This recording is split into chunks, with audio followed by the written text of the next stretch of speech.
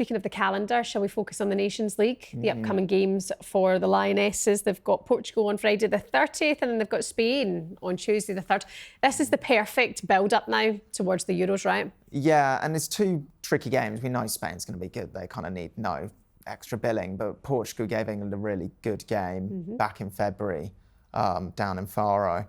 So they've got that was 1-1 that game. England have a point to prove against them, having kind of not played their best in that game. And they also have a point to prove from their most recent game, which was a pretty demoralising 3-2 loss away to Belgium. So although we've kind of had the feel-good stuff of Arsenal, which includes a lot of Lionesses, Chelsea had a great end to the season.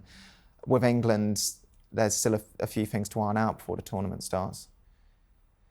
Such as, I will expand, they need to get players as fit as possible, first of all. We've had Lauren Hemp, Alex Greenwood and Georgia Stanway come back into the squad, which is great, but we've just had Lauren James and Millie Bright drop out. So there's still a kind of question mark over how full strength England can get.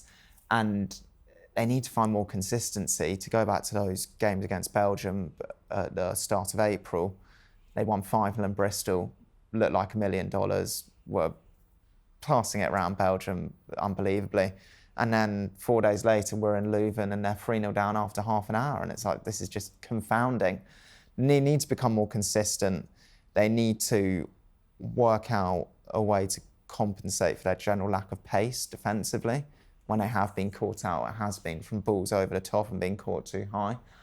And they need to tentatively plan for Euros when someone like Lauren James might not be there, because you can't guarantee you can have a fully fit squad. Yeah, I mean, I haven't thought about it in the detail then that you have. You're right about the fitness completely of players. We know that the best England side does feature Alex Greenwood, who I sometimes feel can be underestimated or undervalued maybe sometimes by England at times. But Lauren Hemp is, you know, she's so good. You know, you need Lauren Hemp available. But then I look at the youngsters, say, Kit, we've not seen a good account for a number of them yet, who could be potential game changers for the Euros this summer. The one that stands out is Michelle Aiman, because in that game against Belgium, which England lost, she came on. They talk about Arsenal, scarcely believable. Michelle Aiman's debut was also scarcely believable when she came on and not only scored with her first touch, but scored an absolute worldie. Blinder. So she's a fascinating wild card. For me, I'm not particularly bothered about what she does in these next two games. I think she has to go to the Euros just as a player who, if England are 1-0 down in a quarter final, you throw on with 20 minutes to go and say, try and do what you did against Belgium. We're just going to get the ball to you and create a moment of magic. Because I think, apart from maybe Lauren James, I'm not sure there's another player in the England squad that could have scored the goal that Aiman did in Belgium, and that's an amazing thing to say about a 19-year-old. Yeah, I mean, she's special talent, and it's players like that you want to see get the experience and want to see come on with that bravery before they get to taken over by the England FA way, you know, where you have to, in a way, sometimes conform to type, you know, you have to be a certain kind of player. You want to see that creativity, you want to see that kind of maverick in a player be able to come on and go, I'm going to take my chance here. And she did that so well. You know, I would hate to see her lose that confidence over time. If she can get another opportunity pretty soon, you know, she could be something for Sarina Wiegman really to consider. Yeah, and she's just something different. She's a different option. We know that Russo's going to start up front, and she absolutely should. She's been one of the best players in the country this season.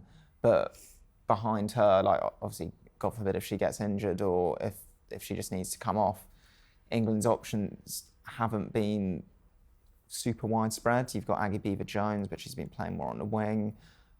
Nikita Paris has kind of been hit and miss since coming back in the England squad. So there's a gap there for kind of your backup striker. And again, I'd go for Aiman just because of that potential for a moment of magic. I think a lot of people would agree that would be something fascinating to see. You can let us know your thoughts on that in the comments on Michelle Aiman. I think we're all absolutely taken away by her.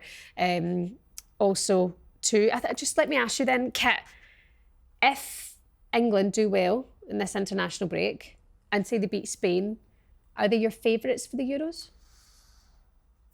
Oh, how well do they beat Spain and Portugal?